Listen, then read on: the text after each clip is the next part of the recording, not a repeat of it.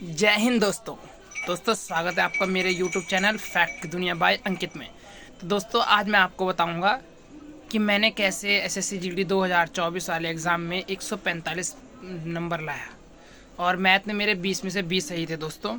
और तो किस प्रकार मेरी स्ट्रेटजी रही, किस प्रकार मैंने पढ़ाई करी, मैथ मैंने अपनी कैसे मजबूत करी और मैंने किस यूट्यूब चैनल से पढ़ाई करी और किस प्रकार मेरी स्ट्रेटजी थी, वो मैं आपको आज की इस वीडियो में बताना चाहूँगा। तो आप सबसे पहले ये कीजिए, आप सब फटाफट आप एक पेन और कॉपी अपने हाथ में रखिए, क्योंकि जो मैं स्ट्रेटजी बताऊँगा उसमें आप लिखिए और ढंग से लिखिए, उसे नोट करिए कि मैं क्या क्या आपको स्ट्रेटजी बताता हूँ। सबसे पहले मैं आपको बताऊँगा रीजनिंग के लिए।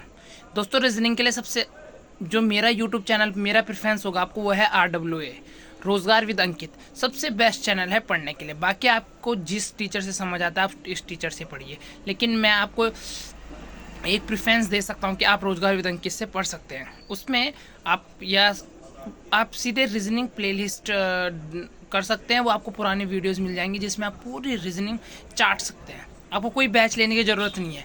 आप यूट्यूब में सर्च मारेंगे कि रीजनिंग प्लेलिस्ट बाय रोज़गार विद अंकित, उसमें तो आपको संदीप सर मिलेंगे या राहुल सर मिलेंगे, राहुल शर्मा सर मिलेंगे। तो इन दोनों में से आपको जो भी प्लेलिस्ट आपको पसंद आते हैं, जिन टीचर से आपको पढ़ना अच्छा लगता है वहाँ से पढ़िए।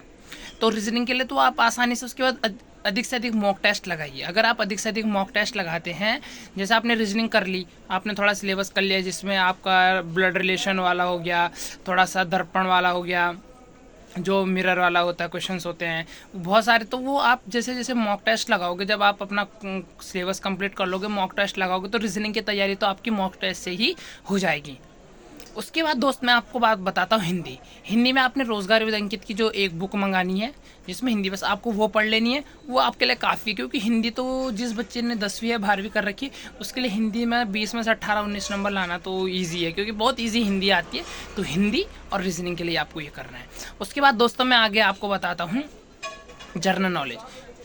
जनरल नॉलेज में दोस्तों आपको ज़्यादा ध्यान नहीं देना है, क्योंकि जनरल नॉलेज में क्या होता है कि कहीं से भी पूछ लेता है। अब जैसे कि आपने पूरा उसमें आपने 4-5 घंटे लगा दिया और आपने आधे घंटे पढ़ रहे हो सिलेबस, तो यह अच्छा नहीं रहेगा आपके लिए। तो आपको क्या करना है, जनरल नॉलेज कम से कम पढ़नी है। मतलब आप क्या कर सकते हैं, स्टैटिक जीके के लिए एक चिराग बैच चलाया था, किसने, नवीन सर ने, और आप उनका 3 बजे का प्रैक्टिस सेट ले सकते हैं। बस आपको थोड़ा थोड़ा पढ़ना है कि देखो 20 क्वेश्चन आते हैं तो 20 में से 10-11 क्वेश्चन तो हर किसी व्यक्ति को आ जाएंगे अगर थोड़ा बहुत पढ़ेगा।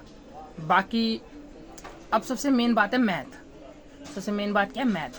क्योंकि मैथ, हिंदी और रीजनिंग, इसमें आपके 60 क्वेश्चन में से 58 या 59 क्वेश्चन सही होने चाहिए, तभी आप मेरिट में आ सकते हैं। क्योंकि ये तीनों बहुत सरल आते हैं, जिससे कि आप क्या कर सकते हैं, अपने मेरिट हाई कर सकते हैं, मेरिट मनी अपने अच्छे नंबर ला सकते हैं। लेकिन अगर आपने जीके पे ज़्यादा ध्यान दिया कि मुझे जीके नहीं आती, नहीं, वो किसी को ही नहीं आती। जीके में सबके ही कम नंबर आते हैं। जैसे आपको घबराना नहीं है, आपको थोड़ा थोड़ा 1 घंटा जीके पर देना है। उसके बाद मॉक टेस्ट जिसमें प्रैक्टिस सेट नवीन सर के, या आपको जहाँ से भी चैनल से समझ आता है उस चैनल से पढ़ सकते हैं। तो दोस्तों मैं आपको बताऊँगा, मैं मैथ के बारे में बता रहा था। देखिए सबसे पहले आप क्या कीजिए, यूट्यूब पर सर्च मारिए परमवीर बैच बाय रोज़गार विद अंकित, जिसमें आपको दीपक भाटी सर मिलेंगे। उन्होंने मतलब इतने अच्छे तरीके से बेसिक से पढ़ाया। मतलब मैंने अपनी जो मैथ थी मेरे 20 के 20 सही हुए थे। तो किस प्रकार हुआ, पिछली बार के जो 2023 में उसमें फाइनल मेरिट में बाहर हुआ था, तो उसमें भी मेरे 20 के 20 क्वेश्चन मैथ में सही थे। तो किस प्रकार ये क्वेश्चन सही हुए, यह मैंने परमवीर बैच में जो दीपक सर थे उनका पढ़ा। आप एक बार परमवीर बैच से पढ़कर देखिए, जो बहुत पुरानी वीडियोज़ हैं उसमें दीपक सर की पूरा एवरेज, पूरा ऑटोमेटिक जो आपका बीज गणित आती है, किसमें, रोज़गार विद, उसमें एसएससी जीडी में, तो आप वो पढ़िए बस। उसके बाद आप जैसे आपका सिलेबस ख़त्म हो जाएगा, आप अधिक से अधिक क्या करिए, मॉक टेस्ट लगाइए।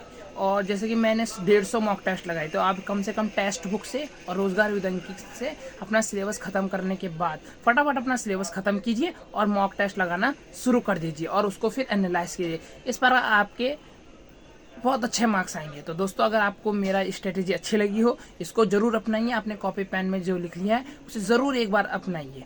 तो दोस्तों कैसी लगी वीडियो, तो लाइक कीजिए, सब्सक्राइब कीजिए। जय हिंद, जय भारत।